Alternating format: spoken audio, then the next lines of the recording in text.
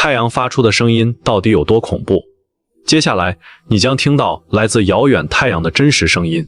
很多人都认为太阳只是一个安静发光的黄球，大错特错。太阳根本就是个狂暴到极致的超热等离子体球，在它的核心里，每时每刻都在发生剧烈的核聚变。我们每天感受到的光和热都来自这里。最外层的光球层，也就是我们能看到的表面，物质像一口烧开的大锅一样，不停翻滚冒泡。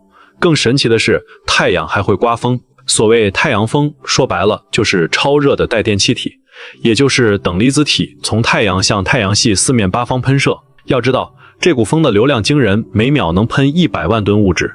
它在太阳系里穿梭，碰到行星就会产生互动，比如地球2极的极光就是太阳风的杰作。但你绝对想不到，我们不仅能看极光，还能听到太阳风的声音。这多亏了帕克太阳探测器，人类有史以来最靠近太阳的探测器。你可能会想，太空里不是没有空气吗？声音怎么传播？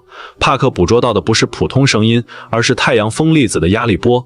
我们在地球上听到的声音本质也是压力波，科学家把这些太阳压力波的频率和振幅转化成音频，才有了这组让人起鸡皮疙瘩的太阳之声。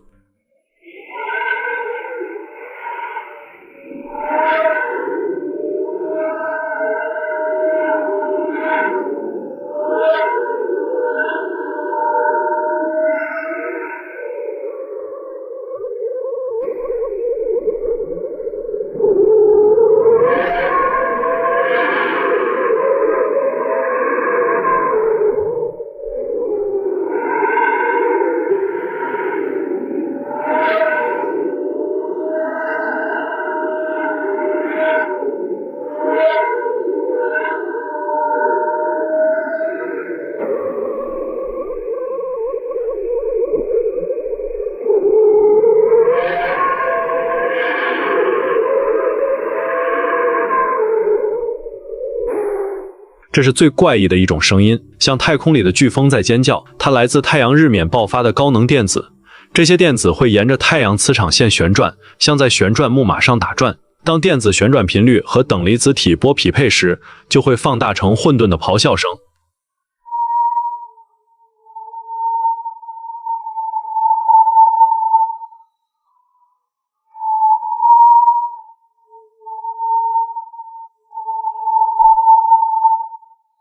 和低频的咆哮相反，这是超高频率的压力波，转化成声音后是空灵的高频尖叫，听着就像来自外星的信号，陌生又诡异。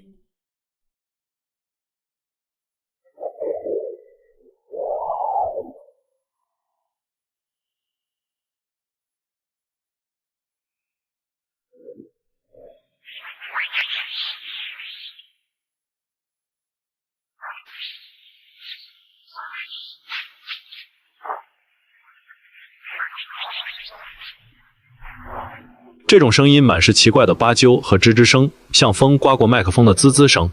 原因是波在太阳风中传播时，频率会快速变化。更神奇的是，这种波在地球附近极少见到。科学家以前觉得它无关紧要，可靠近太阳才发现，它们居然无处不在，至今没人知道它们的成因。